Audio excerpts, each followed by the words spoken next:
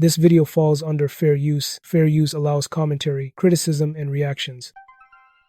What's up, back with another one. So today I'm going to show you this clip of Joe Budden reacting to Young Thug. Check this clip out. Creative to come up with this stuff. But anyway, we're off on a tangent. Yeah. Young Thug, Big Bank's interview. Whew. I text most of you, asked you to watch it. Thank you. You probably would have watched it. I would have watched it. It was a long watch. It was 3 hours. It was, but I wouldn't have watched all of it if you hadn't assigned it for homework. But I'm glad I did. It was great. It was really good. It was one of my favorite hip-hop interviews in a long time that wasn't on this platform, of course. Same. Yeah. Same. Also. And yo, all right, so the first 30 seconds, I was like, what the f*** Joe got me watching, right? Because I was like, I wanted to hear Thug, but I was like, who is this interviewer? Because I was like, this don't seem like a traditional interview. He was amazing. He was amazing. So what I saw was a lot of my people that I know from Atlanta, even before this was announced, saying, yo, Bank got to be the one to interview Thug. Like they were saying that, like if he sits with somebody, it has to be him. Got you. So I didn't know why. I'm not familiar either, but I understood once I watched it. Well, without knowing any of that, right? Just seeing him, like I'm familiar with him from Big Facts. Okay. But him by himself with all this knowledge, this wealth of knowledge of all this Atlanta shit. Oh my God. And I love the tone he set from the interview from start to finish. Yes. From start to finish. It wasn't just an interview. It was, you could tell this person cares about you. Yeah, it was therapy. You're talking to somebody that cares about you, that cares about Atlanta, that cares about some of the people that are adversarial to you. Like, it was great. This might have been my favorite piece of content since the Cat Williams. Yeah, I'm with you. And he didn't jump right into the street. He started with his childhood. He started with like Jeff. Like Let's separate Jeffrey from Young Thug. Yeah. When did you first feel betrayal? What was your upbringing like? He asked him his first memory. His first memory. I was like, that's a good motherfucker. Yeah, I was just like, yeah, I'm locked in. Immediately, I'm like, okay, not only has Bank been to therapy, but he's conducting a class. He's conducting a class in front of us. He did. Yeah. We're not even starting this like an interview. We want to get to the start. Most therapists will start at the tippy top, and let's see where you became you at. And when he told that story of his brother getting killed in front of him, and how he made sense of it, because the story went in a direction I didn't expect in terms of how his brother died, and it was tragic and it was awful. But to hear him talk about what he saw and what he had to witness and how that set him on his course, I was like, this explains so much to me, and it also explains the kind of healing we got to do. But it was fire. Yeah, what he took from that, right? I don't even. So many places. So much I took from this sit down. I don't even know where I want to start.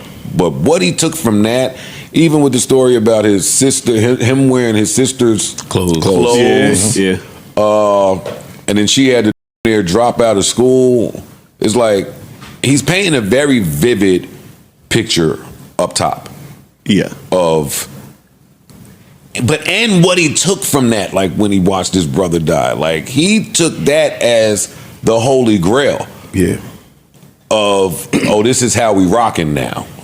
Yeah. I want to start with one. I feel him. Like now that he's spoken for himself. Me too. He said a lot. All of the interviews I saw. He went over a lot. And even if I disagree with some of the things that he said and some of his trains of thought, you can see how he got there. I feel him. I understand. You can see how he got there. And understand how he got there. It's not foreign to me. Also, I want to say he's brilliant. Yeah. And solid. Yo, yes. I'm not gonna lie. He is brilliant. The that I saw, like you saying, I was feeling it. Like I'm rocking with. Like he just seemed like I would befriend him. Yeah. Like if I grew up around him, like you know what I mean, that would have been my man. Like yo, we'd have been. You know what I'm saying? Cool. I would have stayed farther away from him. However, you'd respected him. He's brilliant. Like, I always say that there's going to be some people from different walks of life that may not carry it the way you're used to them carrying it for society to identify you a certain way. You're going to run into the people with all the words. You're going to run into the people with all of the degrees. You're going to run into the people with all the experience and the worldly travels. Let me just jump in real quick. These leaked phone calls are wild.